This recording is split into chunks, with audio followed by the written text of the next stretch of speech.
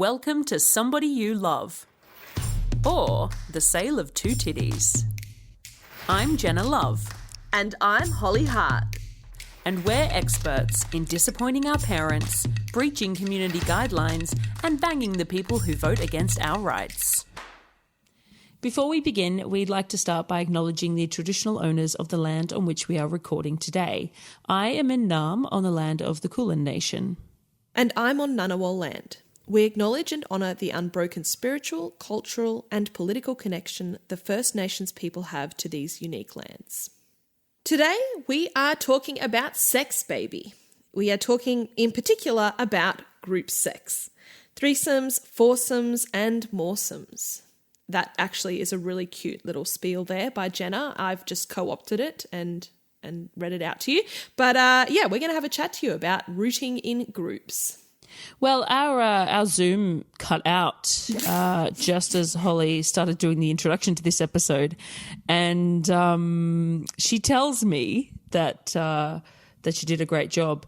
I'm never sure whether to believe her, but I'm going to continue on and we'll see what happens. So when it comes to threesomes, I think we're going to talk mostly about threesomes because that's what we have kind of the most experience with. Yeah. And the reason I suggested this episode was because the other day at the gym, this woman thought that my trainer had suggested something about a foursome. I can't even remember what she did actually say, but she just misheard her. And then, everyone there was like, oh, foursomes.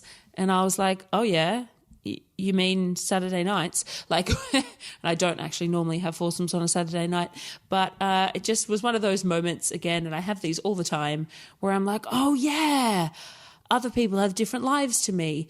Duh. And, I think the next foursome I'm having is in about 2 weeks. I was like, there might even be one before then that I've forgotten about. I don't even know. And foursomes are not that common in my life, but I have threesomes like all the time. And for people that aren't like us, I've had people be like, have you ever had a threesome?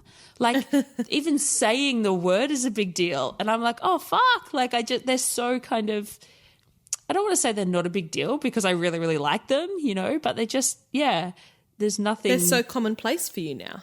Yeah, they are. So I was like, maybe we are actually experts in this subject and we should talk about it. And we're certainly not experts, but let's just chat about it.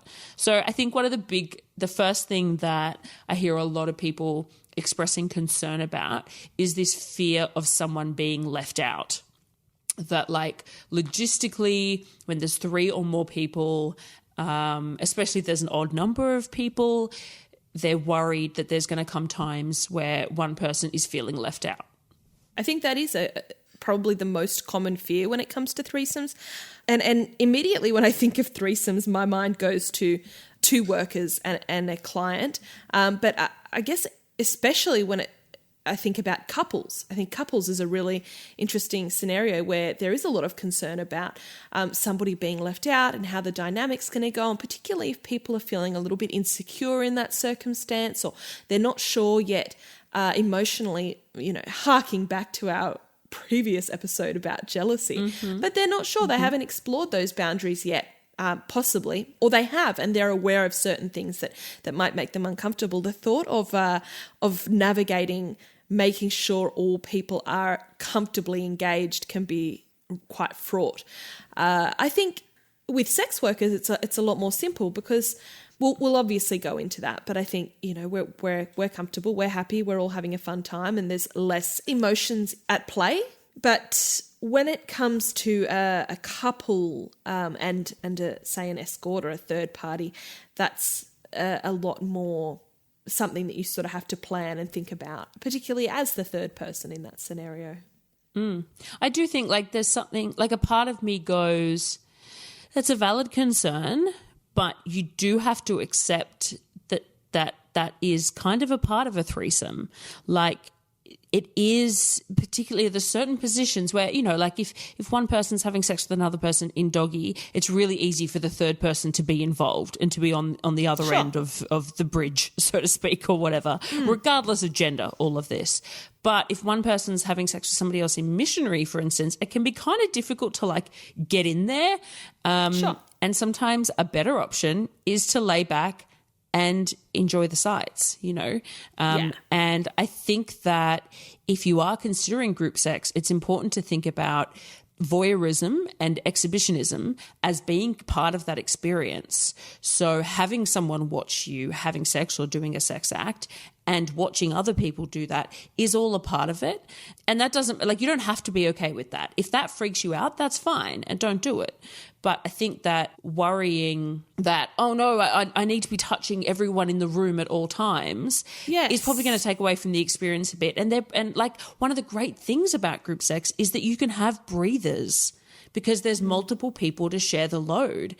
And you can, wink, wink, nudge, nudge. Yeah, but, I know. I was going to say load. Yes. Yeah. But that is the case, I think. You can get touched out a little bit sometimes, and you can kind of take a breather and just watch and take in the experience. And I think it's a good point you made about when the additional people in the room are sex workers. I find it funny the amount of times I've had clients that are worried about booking me and another worker, and they're worried about one of us feeling left out. And I'm like, we're getting paid. We don't care. And I understand they want us to have a good time and all of that, and that's great. But frankly, if we get to have a bit of a breather, that's awesome. Definitely. And we get to watch our friend having a great time. It's bloody great. Yeah, not everyone needs to have their mouths on genitals or genitals on genitals or hands on genitals at all times. I think a lot of people go into threesomes or group sex with particular things in mind they'd like to achieve. And sometimes that includes, I'd really like to do you from behind while you go down on this person, or I'd really like two people to give me a blowjob at the same time, or whatever that little fantasy is. And that's totally cool. But thinking that the whole time you all have to be engaged in a series of certain positions, or a mouth to genital to anus to whatever nonstop is really unrealistic and frankly exhausting and just really scripted and uncomfortable, and it's just not, it's inorganic to what sex is. We have preached throughout this whole podcast so much about how sex is so versatile and how it's not one thing or another thing. It's not all about orgasms. It's not all about pumping away the whole time. It is the whole experience, and sometimes that includes, as you said, voyeuristic things. That's something I really enjoy doing in a threesome. I love to lay back and touch myself while I watch other people do things. As you well know, I really enjoy, maybe if the other two people are occupied, caressing one of the people, or, just using my fingers or my hands to just touch them in a gentle, affectionate way. It doesn't have to be finding a spot for faces and genitals all the time. There can be, as you said, a voyeuristic element, and also just a gentle touching element. And sometimes I just like to pop out of the room to pour myself a glass of water as well. So that's all fine. And it's I think that's very commonplace in my experience in group sex, is that, it's not a fuck frenzy for X hours straight. It's a variety of affectionate acts. I got to say, one of my favorite things about threesomes or group sex is having somebody doing something to my genitals and making me come and do all the physical stuff, and having somebody else caress me and cuddle me. And the combination, oh my God, I feel warm and fuzzy and supported, and also physically stimulated. It's such a good combo. And Holly knows that very well about me. I think everyone who's had a threesome with me knows that about me. And there's also something to be said for three people cuddling together and three people talking intimately together and all of that. The same stuff that comes along with when you're one-on-one with someone, you can do with more than one other person. So, definitely agree with you on that one. I think it's great that you brought up couples, bringing a third person in, and whether that person is a sex worker that they are hiring, or a friend, or somebody they've met, on a site to join them as a third. It's obviously, I think it goes without saying, but also still needs to be said, that you need to have a chat, right? You need to discuss your boundaries beforehand. And even if you're not a couple, if you are, for instance, I've had a couple of bookings where it's been two men who are mates who are booking me for a threesome, and the two of them are not having any, they both consider themselves hetero and are not having any contact with each other.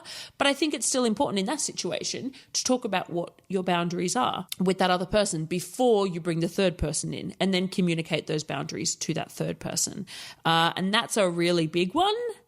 Because, if the two of you have decided on boundaries that you have and you don't communicate with the third person, they may well stomp on them, and that's going to be really awkward for everyone.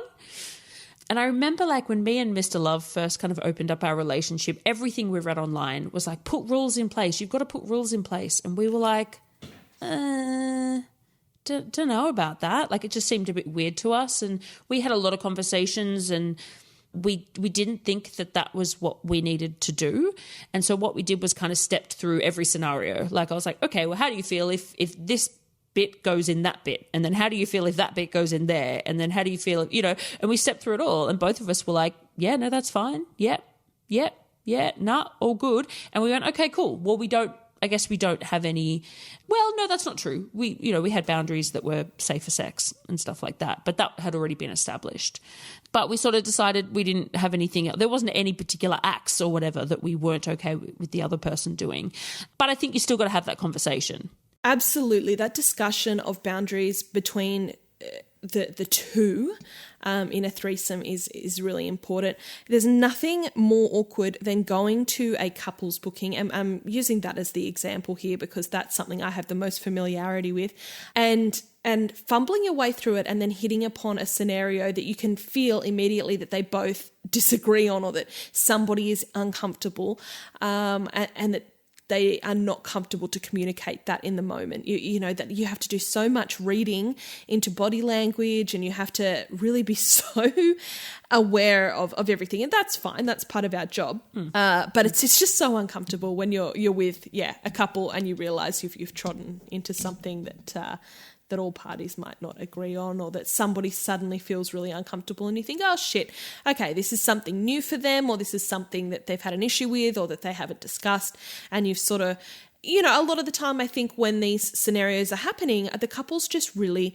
they are so, or in my experience, they're so eager for you to be comfortable as the external person. Yeah. So they really just want to go with the flow and not be a stick in the mud and not make you feel uncomfortable, like you've done anything wrong and all that sort of stuff. And that's so lovely. But also it means that then they're a little bit more reticent to communicate and to say, well, actually, I thought I was cool with that, but now I'm not. So you can see just this tense sort of moment, and it's really unpleasant. So I think that the more discussions you can have before you have group sex with particularly a partner, or as you said, even a friend, just working out all of those scenarios and then just reassuring each other that it's okay to speak up, I think is so important. Yes. So you can that's the other thing, because your boundaries can change. 100%. And things always might pop up that you didn't know would pop up. Yeah, and consent can be withdrawn, and you can decide at any point that you're no longer comfortable with something, and to be able to express that and to not feel like you have to placate your guest or to go through with something because somebody else, you don't want to be the awkward person, or you don't want to ruin it for everyone. That's that's so important. Yeah, something that I've come across is, I guess maybe a lot of people don't think through every possible scenario. So I've had a situation where they were it was a hetero couple, and they were both comfortable with him having sex with me, him putting his penis in my vagina, and that was fine. But then he orgasmed, and she suddenly was like, "Oh, okay, I'm actually not okay with that." And you kind of can't take that back, right? He can stop. But it's happened, Yeah. And that's fine. There's nothing wrong with you suddenly going, shit, I thought I'd be okay with this, and I'm now not. That's totally valid. But I think that they'd had that discussion, and she was like, yep, I'm fine with that. But they hadn't had the discussion, okay, but what about if he orgasms? Or is that okay? Or maybe they had the discussion and then I don't know. But you kind of want to talk through every little detail. And I kind of think if that's uncomfortable for you, maybe it's time to reassess if this is the right thing for you to do. Definitely. If you're not comfortable, yeah.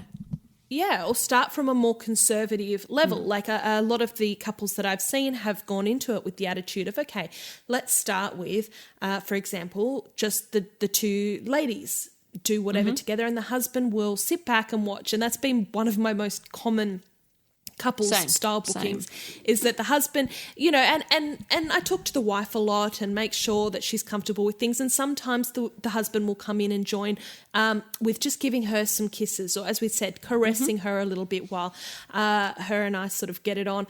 But often the male is so nervous about that and so shy, and they've just been honestly, they're the cutest guys ever, like so caring and so wanting to take things slow and respectful of their partner's comfort levels. And maybe, if you're at a point where you don't know if you're comfortable with something, then don't try it for a while. Keep easing into other things, maybe do a role play.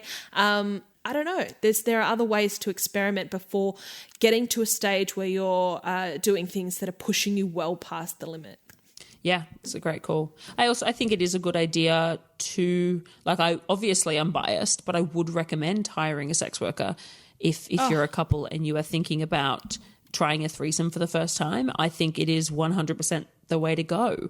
Because if you get into that situation and all of a sudden, oh fuck, we're not ready for a threesome, or I'm not ready for it, or whatever, that's fine. Yeah, you've spent some money, but that's it. Yeah. The third party is not going to be offended. The third party is not going to be upset or disappointed. They're going to get an early mark, and that's bloody great for them, TBH, So I think it really takes that pressure off. Plus, obviously you don't have to deal with people getting feelings and all of that stuff that people worry about. Actually, it reminds me of a Reddit post I saw years ago where this couple had their first threesome and it didn't go very well.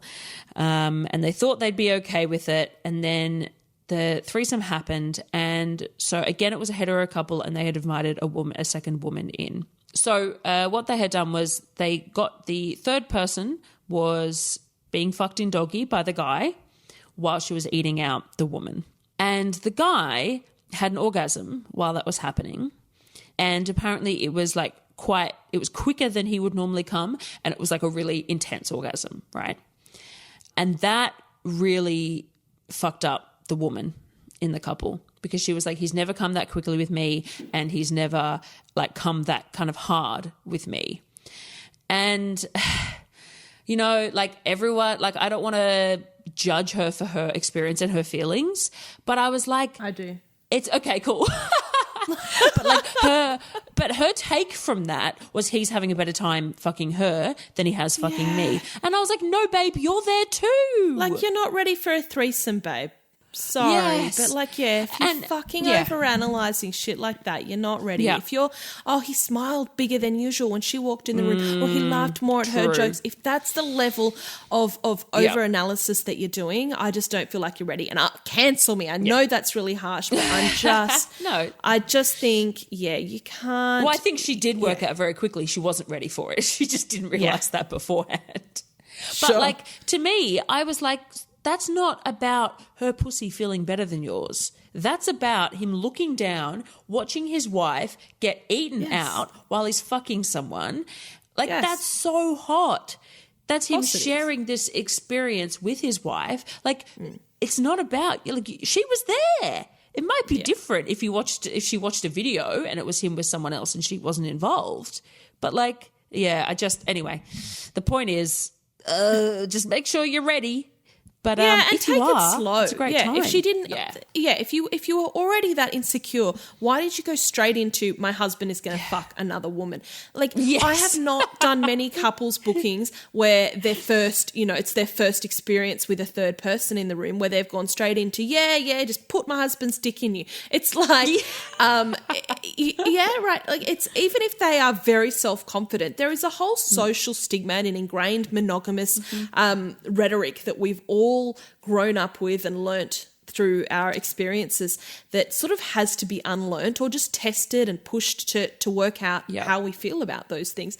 So to immediately launch into that is, I don't know if I'd say brave or foolish, but I feel like, you can have a threesome and you can pay a sex worker and have them there without there having to be any penetration or penis action or whatever. Even if it's just a really gentle session of husband and wife kissing and cuddling a little bit on one side and then a sex worker on the other side gently caressing the woman.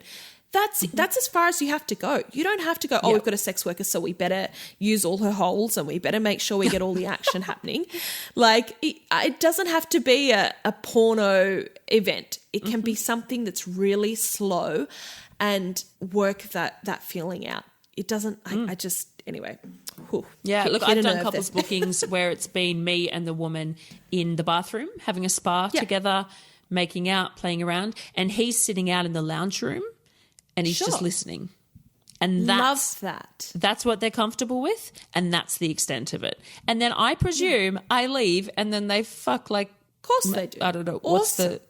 They fuck like people who are really into each other. Yeah, rabbits. You know, I think that's I'm sort of there for the foreplay. And again, that's great for hiring a sex worker for, because I'm happy to be someone's foreplay. If I were not being paid for my time, I'd be like, what? I'd have blue labes, you know.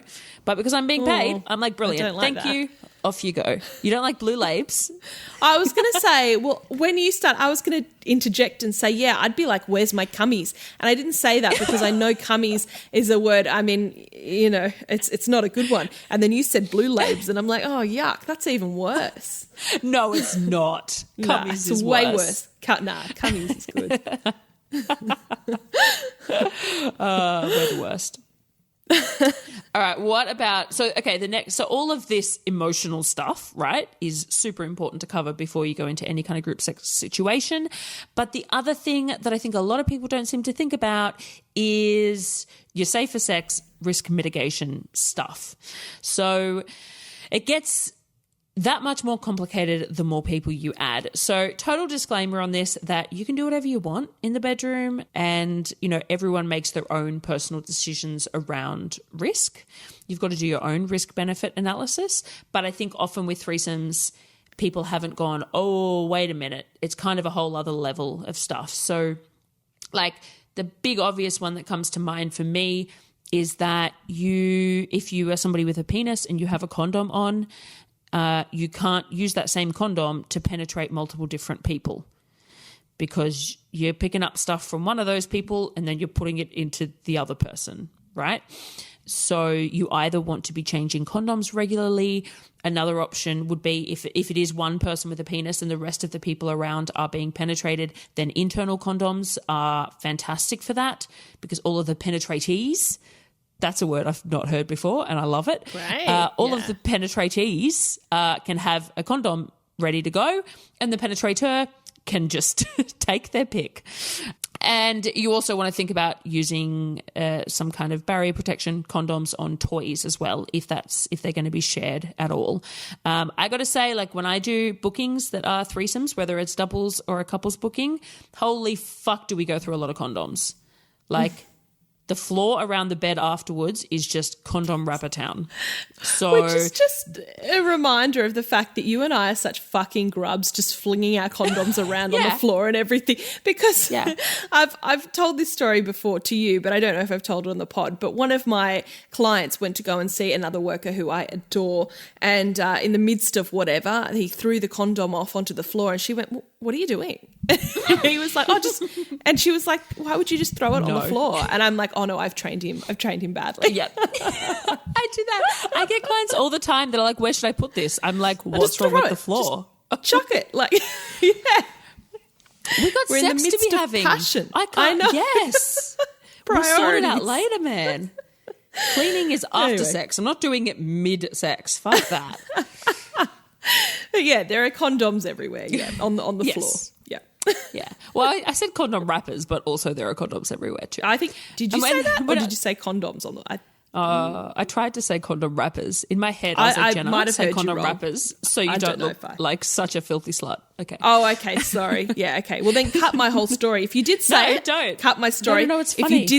If you didn't say it, then we're not cutting any of it regardless. It's all staying in. It's funny. So I know some people do, they'll sort of allocate, like left hand is for person A and right hand is for person B, and never the twain shall cross. Or whatever. My analogies today are very special. But that's one way of sort of lowering the risk of transmission across people. You know, I am prone to, like, if I have been doing any rimming, for instance, I will go and have a quick mouthwash afterwards when I'm in a threesome situation or moresome situation, because I just don't want to be putting someone's ass flex on someone else's face or genitals for obvious reasons. I know one strategy a lot of people use is sort of, so, okay, this is one to consider that sex workers have to consider when it comes to seeing couples, because a lot of the time the couple have been together a long time and they are not using barrier protection with each other, right?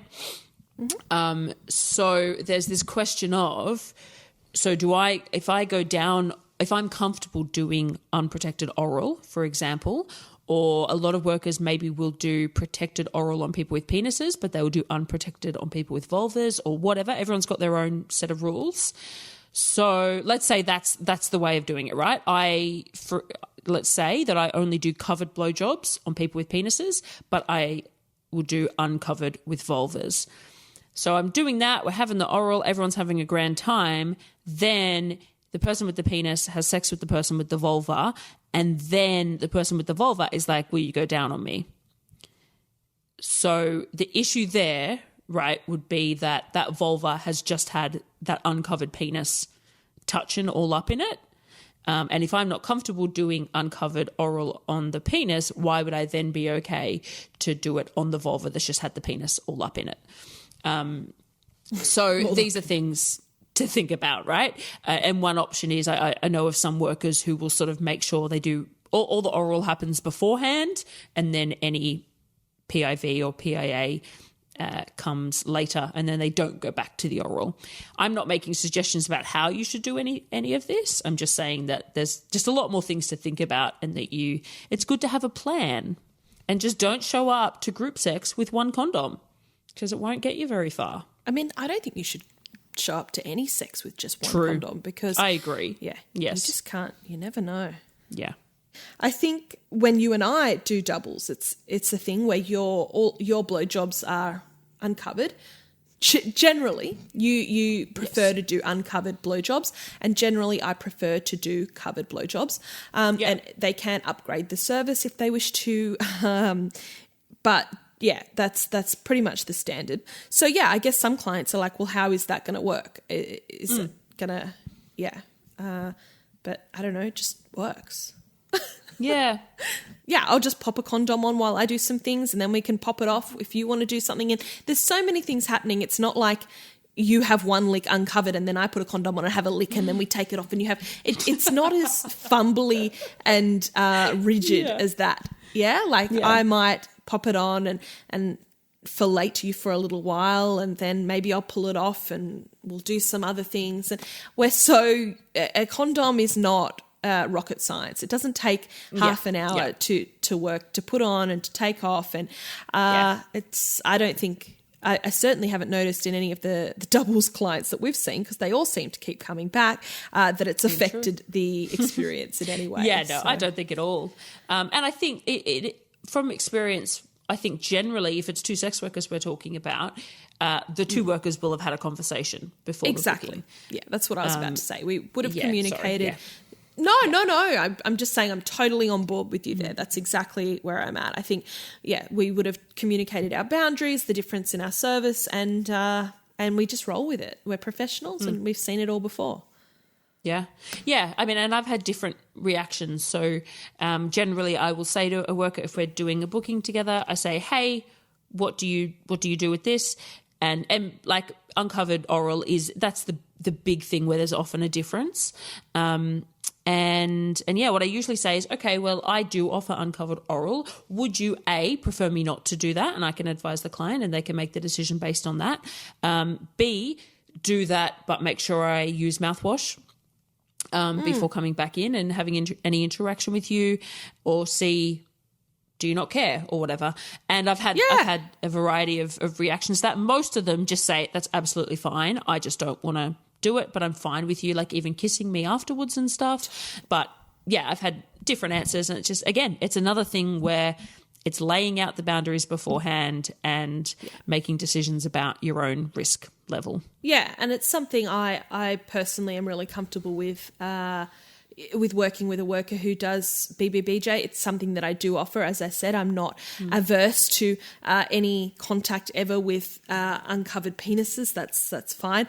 It's just my preference generally. And as we said before, it's a risk assessment thing, as are all things with sex. And I make those decisions case by case, I suppose. Yeah. As do all workers. I've had people ask before where, like, say there's one worker that offers anal and the other that doesn't, and they've been like, so how does that work? And I'm like, well, you can do anal with one of them and you can't with the other. Like, what? I don't know what that question is. People do seem to get a bit confused by it all. They do. It's like they've overthought the sort of scenarios. And like I said, they've got this idea, like I just mentioned, of like one lick on the penis and then somebody like, things sort of flow. They just, you do this with one person and it doesn't seem to be as stilted as they seem to imagine it.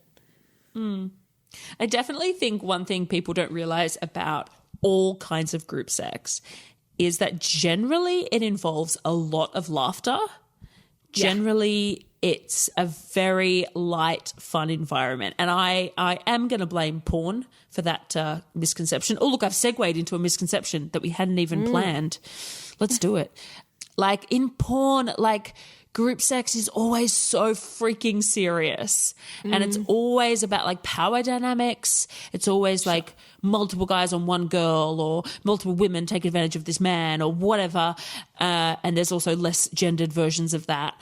And like my experience is it's just 3 or 4 or more people having a fucking good time. Like, and you have to be okay to laugh. I think you should be with all sex, but once there's more than 2 people involved, shit goes wrong, man. Like you've got to be prepared to have a laugh, and you know someone's going to end up rolling off the bed, someone's going to end up kneeing someone else in the face. Like it's just, you know, there's bodies everywhere. It's a circus. And it's a good time. It's a circus, and that's all part of the joy.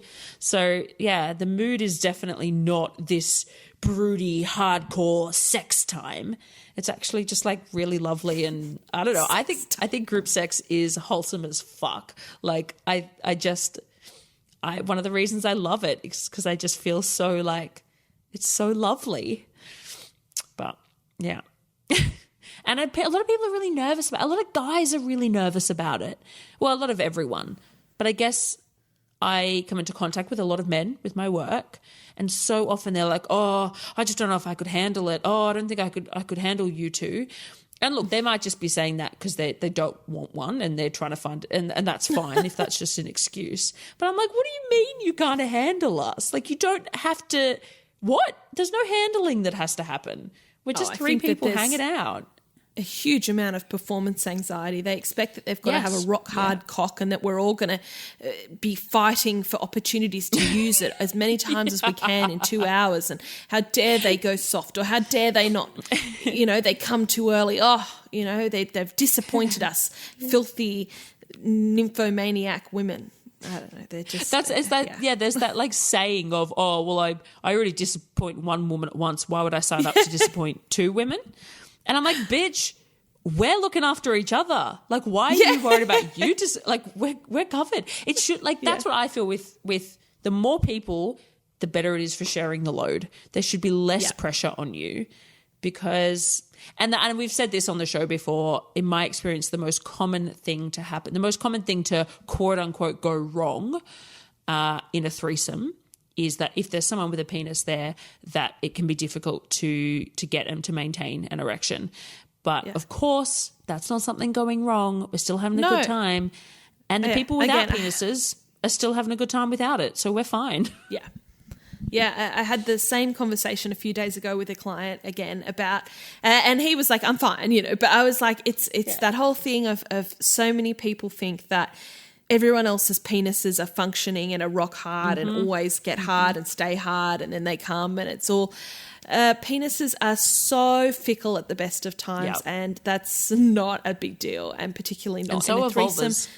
We make it work. Well, that's true. Yeah. So I think this, again, we blame porn in the least disparaging to porn way. Porn is a great thing, and we support in the porn, most sex work positive way. Yeah, 100%. But setting up an idea that genitals are so vital and that they all must function in a certain way is totally unrealistic, and that their performance in one way or another is vital to enjoyment of sexual activity is. Yeah, it's totally off base.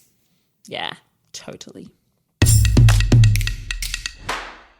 The shit people say this week, I feel like it doesn't fully fit the category because I've got two conversations I've had with clients recently, and both of these clients I have to reiterate were like two of the loveliest clients I've ever had.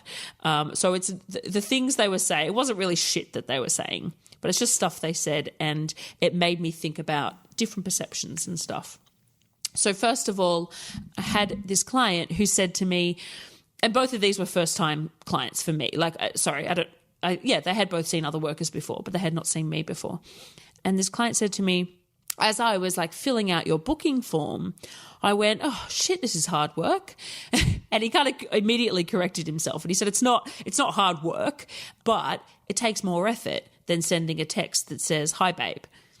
And I was like, yes, it does. Yes, it does.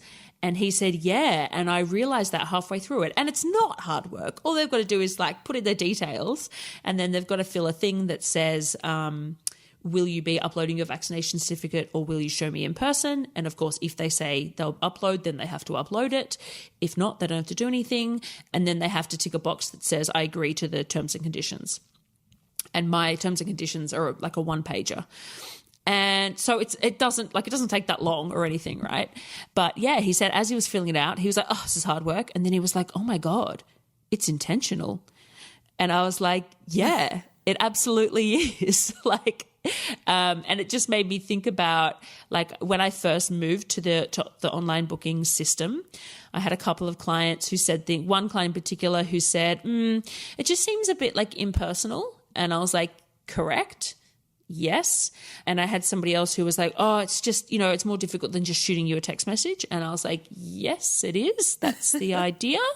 And, obviously I'm coming from a place of massive privilege talking about any of this, because I am in a position to say any client that doesn't want to put that much effort in, I'm not interested in seeing them. If filling out 5 forms and ticking a checkbox to say you've looked at my terms and conditions is too much work for you, then I'm not going to put the effort into my pussy working for you. Like, it's just, it's not for me.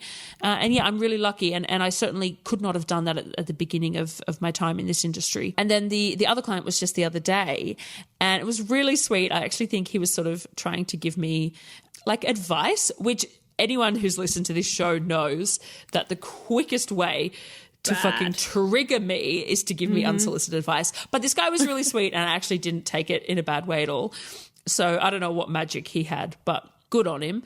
So he brought up to me that he was really nervous about seeing me.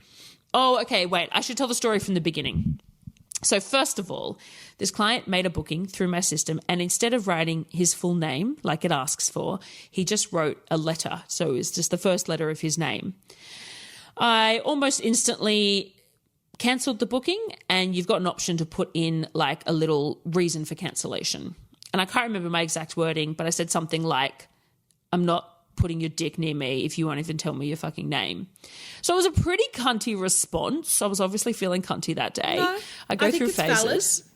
I agree, it's valid, but it was shirty sometimes. Well, I think that if you're not even going to give me your name, if you're just going to give me a letter, I'm going to give you the base level of courtesy. Like exactly. Yeah, that's it. And it says on the website before you get to the form, it says one of the reasons your booking may be cancelled is if you've given me incorrect information. Like, so I didn't even need to give an excuse. But I felt like being a bit shirty, so I did. Anyway, within 10 minutes, he'd made another booking with a full name in there. And in the sort of description had said, apologies for the bad start. I was like, cool, no wuckers. Process the booking, all good. So anyway, and then we had a booking that I had to cancel with not too much notice because I was ill. And then finally, just recently, we had the booking. So it had been a really rocky start between us. And I was a little bit anxious when he was turning up. I was like, oh God, this hasn't been the best start. Anyway, he was bloody lovely. And he said to me, oh, you know, I was feeling really nervous about this booking. And a few days ago, I sort of was wondering if I should cancel, but I didn't want to like piss you off. And I was like, well, babe, if you need to cancel, like, if you're not feeling it, you should cancel. That's so fine. And as Holly well knows, and we're both the same with this, we're pretty busy people. And when people cancel, it's actually usually a pretty good thing for us, but not across the board. I'm not busy. No. I'm just always exhausted. So yeah, but I agree. Yeah. Just wanted to clarify in case anyone You're thinks busy with being tired. Yeah, it takes a lot of energy. Yeah, it does. But yeah, not across the board. Don't take that too liberally, but the occasional cancellation can actually be lovely. But anyway, I was like, oh, you could have cancelled. Like, fuck, I don't want you to be here under duress. Totally. And he said, oh, I just, you know, I read through your website. I read through all of it twice. And it's really scary. And I was like, oh, soz, babe. And he goes, oh, it just seems like you're the kind of person that, like, if I do anything wrong, you'll get really upset at me. And I sort of, look, this is a whole other conversation I could go into, but it kind of made me think of that saying where it's like men are afraid that women will laugh at them and women are afraid that men will murder them. So and true. I sort of was like, oh, hun, like the fact that you wouldn't give me your information and I kind of snapped, and in your fear is that if you do something wrong, I'll be annoyed. Like, well, my fear is that you're going to murder me. So I just, and like, again, this person was lovely and I've got nothing against them. But it just was this little moment of me thinking, well, did you consider what it's like from my perspective though? And anyway, then the conversation moved away from that, and then he kind of brought it back, and I realised that he was sort of trying to give me advice because he said, "Oh yeah, your website, like it's quite intimidating." And he goes, and I said, "Yeah, good." And he goes, "It just maybe like it might sort of scare some potential clients away." And I said, "Yeah, great." And he kind of looked at me with this face, and I was like, "That's the point." I want potential clients to know that I have the power in this situation. I'm in charge. It's my space that you're entering. And then hopefully I think that I'm a nice person. And the second they walk in the door, we're having a lovely, sweet time. And I'm caring and empathetic and all those things, you know. But I'm setting that boundary from the start that this is a business. I don't want you to fuck around with my business. This is how it is. These are the rules. The rules are in place, you know, with really good reason for my protection. And if you obey those rules, then we're going to have a really lovely time together. But if you're not interested in obeying those rules, then we're not compatible. And that's absolutely fine. You don't have, if you read my website and you go, I'm not into all these rules, cool, great, awesome. Go see somebody whose rules suit you. You know, but yeah, so that's my shit people say. Just these two people who had these experiences of realizing, I don't know, it's that thing of like we often get people giving us, you know, unsolicited business advice, and it's what I always think about, that the sex industry is just a bit different to other businesses. We're not trying necessarily to appeal to everyone. You know, it's not a case of like, we're not trying to be McDonald's. We're not trying to just provide the most mouth-watering pictures and put sales up and get as many people through the doors as possible. Some might be, but, you know, we're actually, a lot of us are in a position to be able to very intentionally market ourselves to the exact kind of clientele that we want. And that's what I said to the second guy. I said, but do you know what? Ever since doing that website, I have had the most respectful clients who have read everything, and they are so respectful. There's no better word than that. And that doesn't mean that they're fucking quote unquote simps or whatever. And that doesn't, like, some of them have then been clients that have been really dominant and we've had really hardcore sexy times. Like, it's not like they just come in and go, oh, you're a princess, I must worship you, which thank God, because I'd fucking hate that. But yeah, they just understand the transaction for what it is, and then we have a great time together. I'm a princess, worship me. Correct. Just, in case someone was listening and that was what they were after. But yeah, respect is so important in this job. And as you said, it often is a really big indicator of intent. And when our job can put us at risk of violence, it's a huge green flag when somebody just does what really might seem to most people like the bare minimum effort. But more often than not, if you don't put these standards in place, then you do find that the people who contact you just have this underlying attitude of disrespect, and that can be a really awful feeling when you know that you're going to invite that person potentially into your home where you're alone for physical intimacy. That's not a good place to start. So the bar really is not that high. I just wanted to mention, of course, not everyone feels they're in a position to put standards in place, but I would suggest that everyone is in a position to put something in place. Oh, I think, I don't think that they need to be as stringent as terms and conditions on a profile or forms on a website. It doesn't need to be that. No, of course not. But I'm extra. Even just the way that people approach you in a text message, I think you get your feelings from that. And I think that there's certain points where you decide that someone is not for you. We'd like to thank the sexiest patrons in the world, our patrons. Our new generous somebody is Curtis, and we'd like to thank our even more generous somebodies, Ashley, Timmy, Andrew, Adam Smith, James E, Lachlan, Sub London, Miss Billy, Nora Knightley, Leslie, Scott Watson, Andrew, our secret admirer, Wheezy, Ellen, Liam, Fritzy Tits, Mr. E, Scott C, Simon, Skippy, FN, Our Footstool, Greenie, Ophelia Parker, Aaron, and Cobber. And of course, our extremely generous somebodies are Aaron, Andrew, Pete, Sienna Saint, Brino, Adam Moore, Nick, Wombat, and B&J. Hey, thank you so much for listening. And my advice to you is go out and have some group sex. You'll love it, but not if you're not ready. Yeah, that sounds like a great idea. I personally am a great fan of group sex. Maybe we should do it sometime. Oh my together. God, do you want to? What, you and I? Should you we? And I guess. Wow, that's weird. Who should be the third person? Probably someone who's listening. Probably. Yeah. Yeah. That's my type of person. The person who sits and listens to the unhinged shit at the end of the podcast. Yeah, yeah, that is your type of person. You sexy motherfucker. You are that person. Yeah, I'm a completionist, yeah.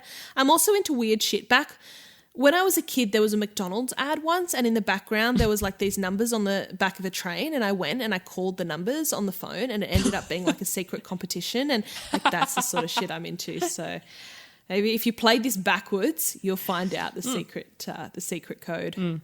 Yeah. Okay, cool. Done. Okay, that's a good sign off. Thanks, guys. That's brilliant. Our best yet. See ya. Bye. Please look out for us on Twitter, Instagram, Facebook, and Patreon. Our name everywhere is Somebody You Pod, as in podcast. Our Patreon starts at just $3 a month, and you can get all of our episodes ad-free and a day early, plus bonus episodes, behind-the-scenes action, bloopers, and more. Thank you for taking the time to listen to the voices of sex workers.